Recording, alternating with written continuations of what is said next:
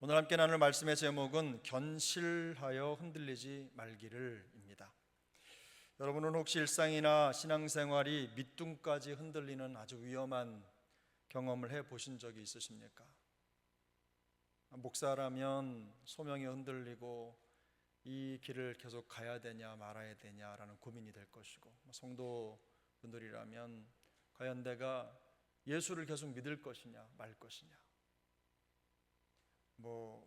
혹은 이 가정을 내가 지킬 것이냐 말 것이냐, 사랑을 그럼에도 불구하고 할 것이냐 말 것이냐, 너무나 많은 큰 충격 때문에 마음속에 이런 갈등을 겪어보신 적이 있습니까?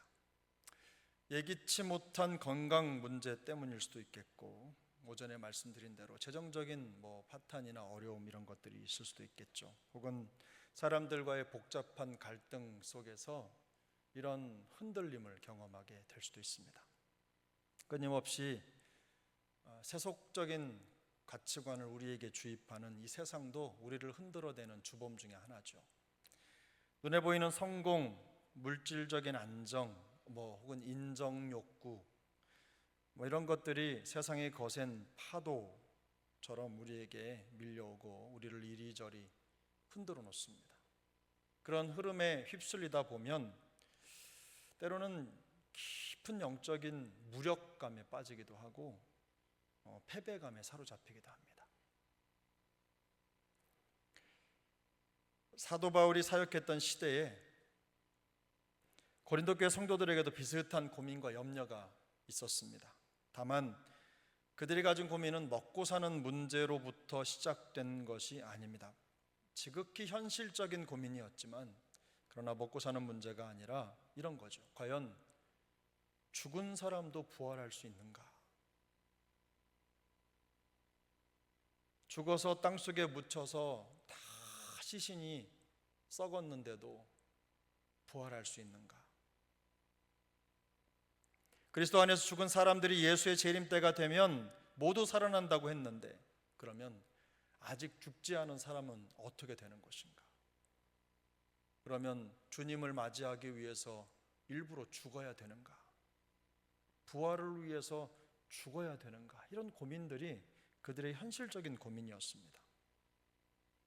부활하지 못하면 어떻게 하나? 그러다 보니 반대로 부활을 믿지 못하는 일들까지 생기는 겁니다. 죽어야지만 주님이 오실 때 영광스러운 부활의 몸을 입을 수 있을까? 라고 하는 의문이 끊이지 않는 거예요. 이러한 부활에 대한 궁금점들은 성도들을 불안하게 만들었습니다. 일상과 신앙생활의 여정이 순탄치 못하도록 계속 흔들어댔죠. 왜냐하면 굉장히 중요한 문제이기 때문입니다. 바울은 본문 50절을 시작하면서 먼저 이렇게 말하죠. 혈과 육에 대한 문제, 그리고 타락한 인간의 본성, 그 썩어질 육신, 이런 것들을 언급하면서 결국 이렇게 썩어질 것들, 혈과 육은 하나님의 나라를 유업으로 얻지 못한다라고 하는 원칙을 세웁니다. 대원칙을 세우고 이제 50절에 그 원칙을 얘기하고 51절부터는 그것을 설명하는 과정으로 우리에게 다가오고 있습니다. 사실 과연 우리는 어떤 모습으로 부활할 것인가에 대한 궁금점은 그때나 지금이나 마찬가지인 것 같습니다. 기본적으로 육체의 부활을 믿습니다. 여러분, 육체의 부활을 믿으십니까? 육체의 부활, 그것은 우리 믿음의 핵심 중에 핵심입니다. 그래서 이 땅에 어떤 모습으로 있든지 상관이 없는 거예요. 제가 우리 가족 중에 장례가 있어서 갔더니 교회를 다니는데 어떤 분이, 그 가족 중에 한 분이 교회 와가지고 장례식에 와가지고 계속 얘기하는 게 화장하면 안 된다고. 화장하면 안 된다고. 화장하면 안 됩니까? 여러분 어떻게 생각하십니까? 화장하면은 부활 못 합니까? 그걸 믿는 분들도 계시더라고요. 우리는 그런 분들을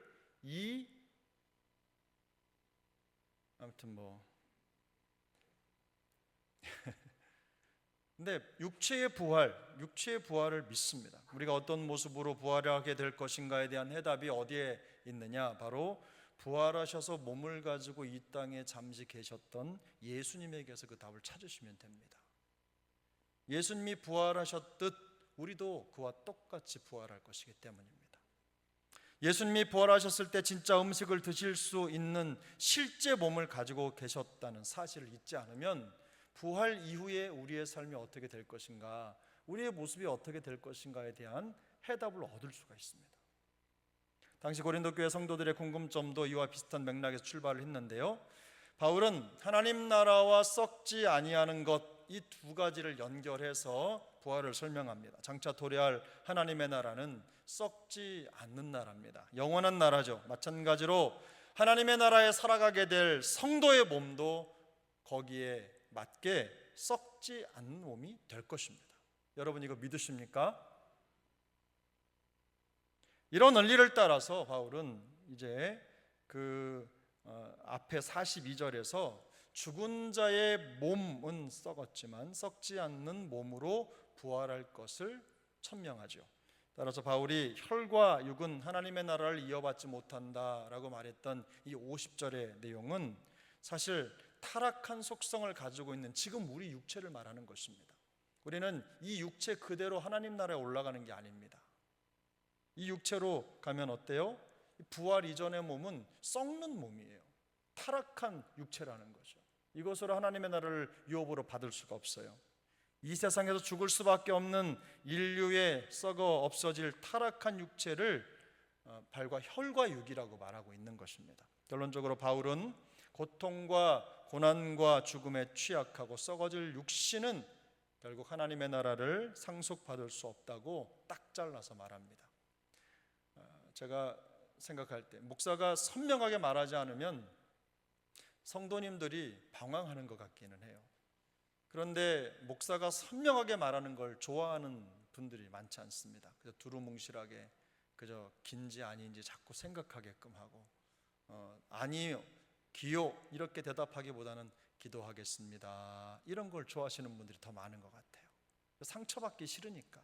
아닌 걸 아니라고 하면 상처가 되니까 그냥 좋은 말만 해줬으면 좋겠고 격려만 해줬으면 좋겠고 칭찬만 있었으면 좋겠고 이런 마음이 심리적으로 있는 것 같아요.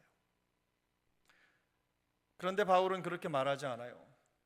명확하게 얘기하죠. 명확하게. 그래야 사실은 지금 좀 아파도 방황하지 않는 것입니다.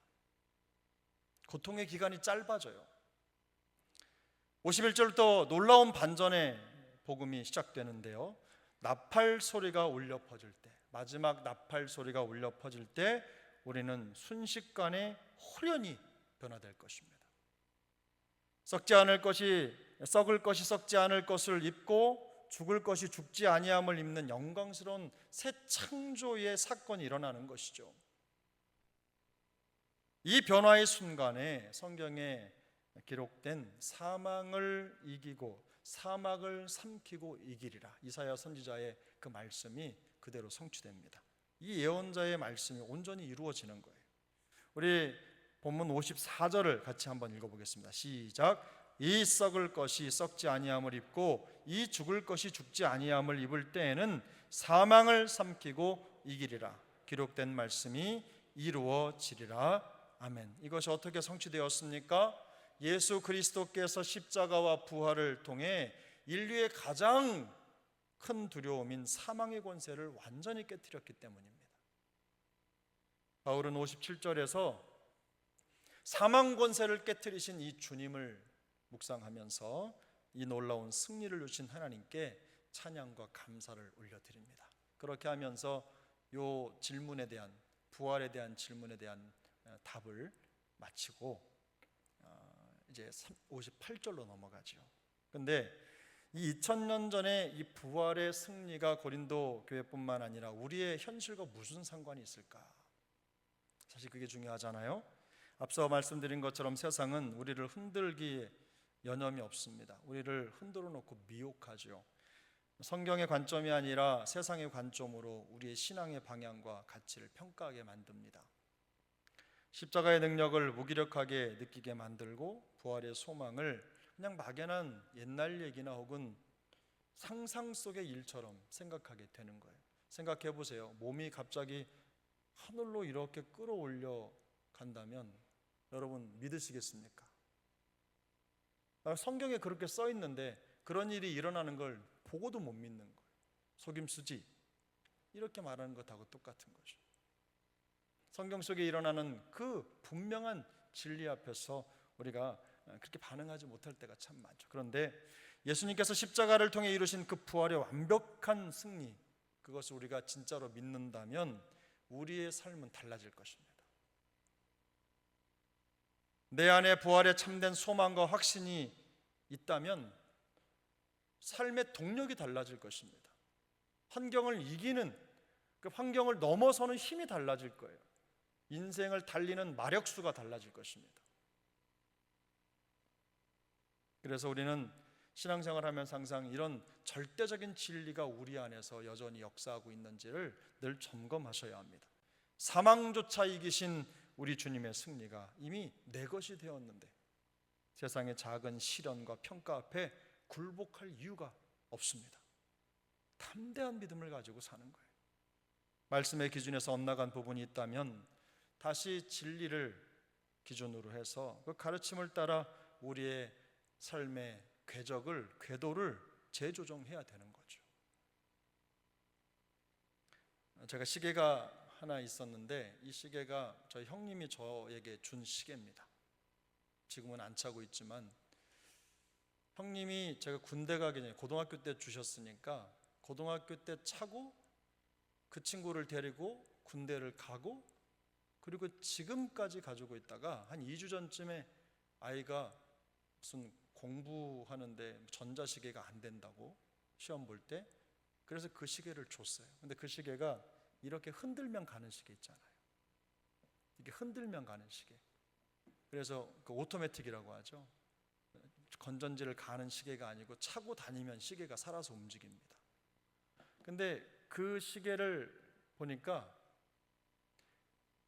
2주 있다가 와가지고 아들 녀석이 하는 말이 뭐라고 하냐면 아빠 차보니까 2주 동안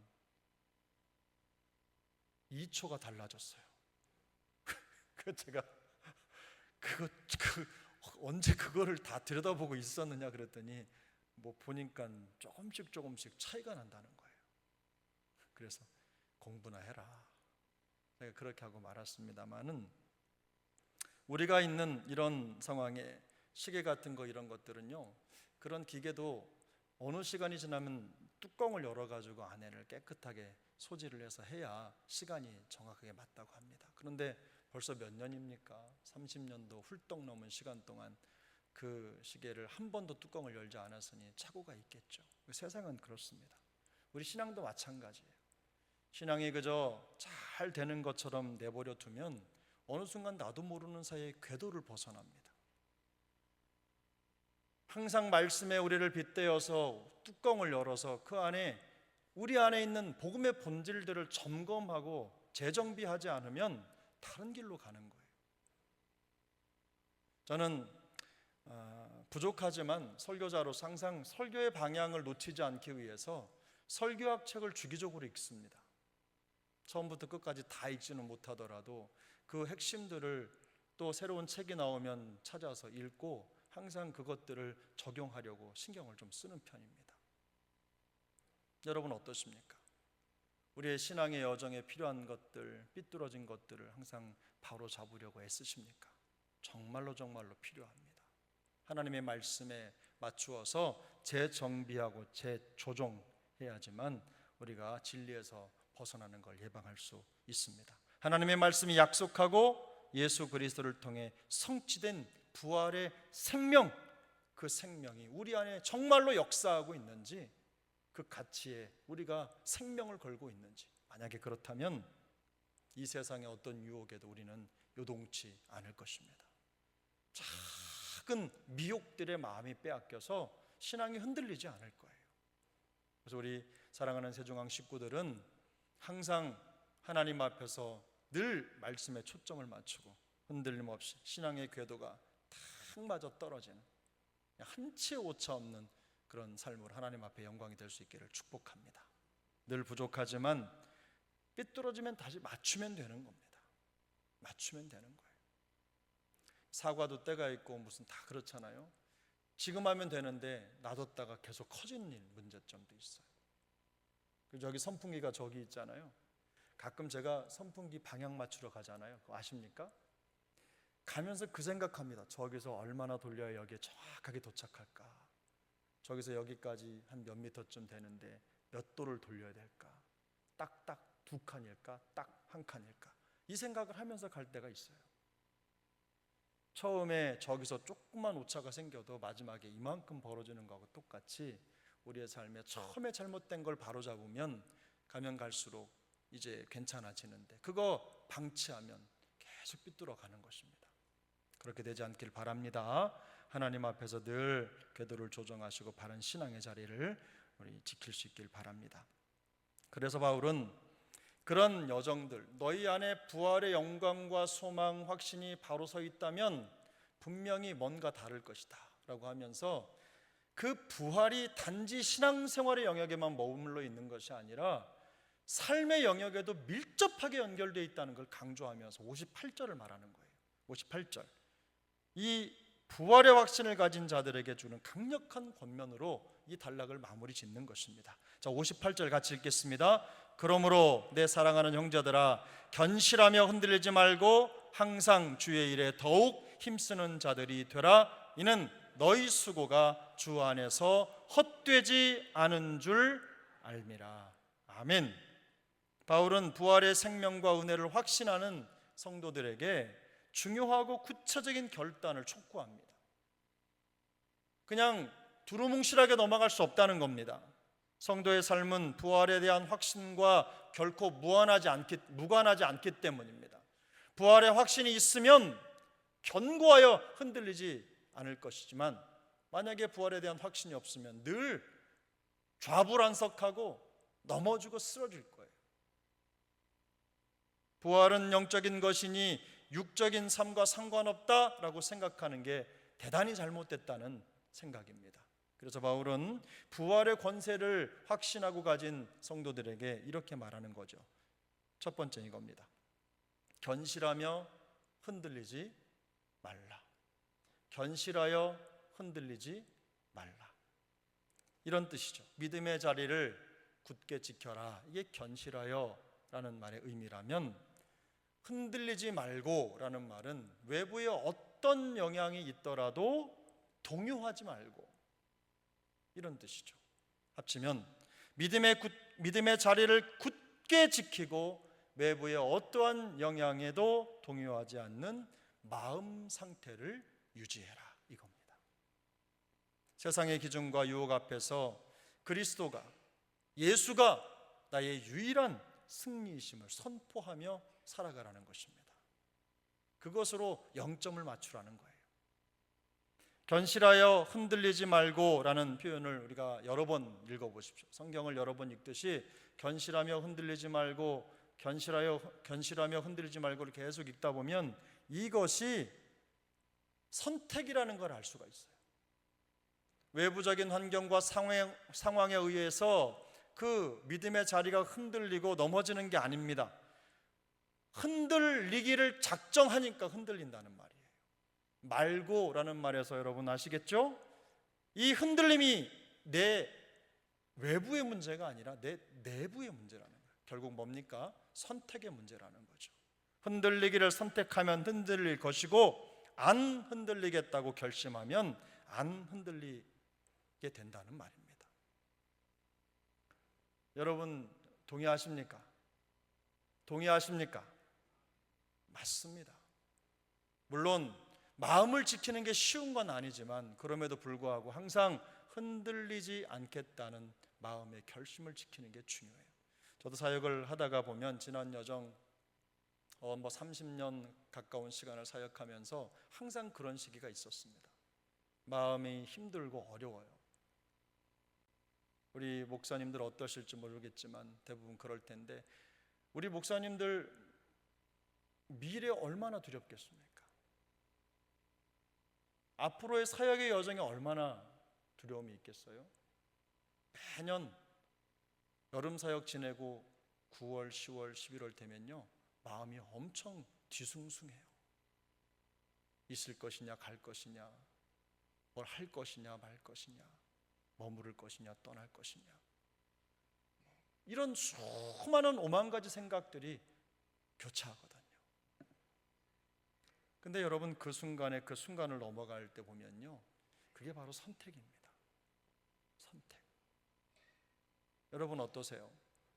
우리 사랑하는 성도님들, 흔들리겠다고 결심하면 흔들립니다. 불평하겠다고 결심하면 불평합니다. 그것만 보입니다. 그러나 안 하겠다고 결심하면 안 보게 됩니다. 피하게 되고 자꾸 다른 길을 찾게 되는 거예요. 내가 은혜 받아야 살지, 은혜 안 받으니까 안 되겠다는 그걸 깨달으면 내가 이제부터는 은혜 받기 위해 노력해야 되겠다라고 하면요, 많은 부분에 정리가 되는 거예요. 선택의 문제입니다. 그러므로 주님 앞에서 흔들리지 않기를 선택하는 우리 모두가 될 수 있기를 축복합니다. 두 번째는 주의 일에 더욱 힘쓰라는 것입니다. 세상 사람들과 성도는 그 사는 목적이 본질적으로 다릅니다. 그들의 자신의 이름을 내는 일에 힘을 쓰지만 우리는 뭐라고 했죠? 먹든지 마시든지 다 하나님의 영광을 위해서 해라. 주의 일에 힘쓰는 자가 되라, 이겁니다. 특별히 여기서 말하는 주의 일은요, 여러 가지 복잡한 많은 것들을 선택하는 게 아니에요. 이 주의 일은 원문을 보면 딱 정해져 있습니다. 그 하나님의 그 일입니다. 그러니까 하나님이 우리에게 주신 그 일이에요. 뭡니까? 복음과 관계된 일이에요. 예수 그리스도와 관계된 일이에요. 하나님의 영광과 관계된 일이에요. 부활신앙을 가진 믿음을 통해 나타나는 일들입니다. 일시적인 유익이나 아니란 아니란 것에 마음을 뺏기는 그런 게 아니고 하나님 나라와 복음을 위해 헌신하는 일이에요. 내가 머무는 가정, 일터, 학교, 교회에서 사랑을 나누고 복음을 전하며 영혼을 섬기는 그 모든 일, 바로 그것이 오늘 본문이 말씀하는 주의 일의 의미입니다.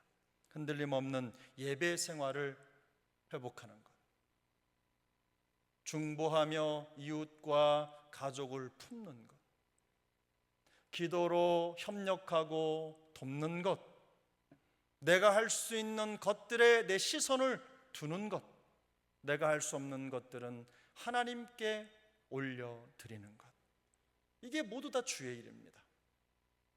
하나님이 원하시는 행동들인 거죠. 주님이 우리를 바라보실 때 그런 거예요. 사람이 볼 때, 사람은요, 사람이 알아주지 않으면 마음에 낙심이 들 때가 있습니다. 애써 수고하면 그래도 격려하고 칭찬하면 조금 격려가 되는데 그것도 누적이 되면 잘 치유가 되지 않지만 항상 그렇습니다. 아무리 하나님 중심적인 삶을 사는 분이 계시다고 하더라도요, 이 사람의 말 한마디, 사람의 시선 하나가 그 사람의 생각과 태도를 바꿔놓거든요. 굉장히 중요합니다. 그러다 보니 그것 때문에 낙심이 될 때도 있고, 어떨 때는 밑 빠진 독에 물 붓는 것 같은 그런 일들이 있습니다. 헛수고처럼 느껴지는 그런 상황들도 있어요. 그런데 여러분, 그럼에도 주님이 기억하시면 족하리, 주님이 기억하시면 족하리. 그 다음은 가사가 생각이 안 납니다. 주님이 기억하시면 족하리, 그 찬양이 있잖아요. 그런 마음으로 우리가 마음을 지키고 자리를 지키는 것 기억하시기 바랍니다. 부활의 생명을 확신하고 영원한 하나님의 나라에 대한 소망 때문에 주님 안에서 우리가 흘린 땀과 수고와 눈물은 결코 헛되지 않습니다. 하나님이 때가 되면 그 모든 것들을 걸음 삼아 역사하실 줄로 믿습니다.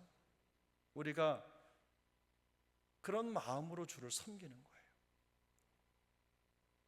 내가 교회를 섬겨도 헌신해도 해보니까 소용없더라, 이게 아닙니다. 내가 할 수 있는 것, 주변 사람이 이렇게 기웃거리면서 하는 게 아니라 내가 하나님 앞에 드릴 수 있는 거 최선을 다해 준비하고 그거 드리는 거 꾸준히 그 자리 지키면 하나님이 그를 통해 놀랍게 역사하시는 것입니다. 그게 부활의 소망을 가진 사람들, 성도들의 삶의 모습이어야 합니다. 이번 한 주간 동안도 예수님이 주신 완벽한 승리를 누릴 수 있기를 축복합니다. 견실하며 흔들리지 말고 묵묵히 주의 일에 힘쓰는 거룩한 세중앙 식구들 다 될 수 있기를 예수님의 이름으로 축복합니다.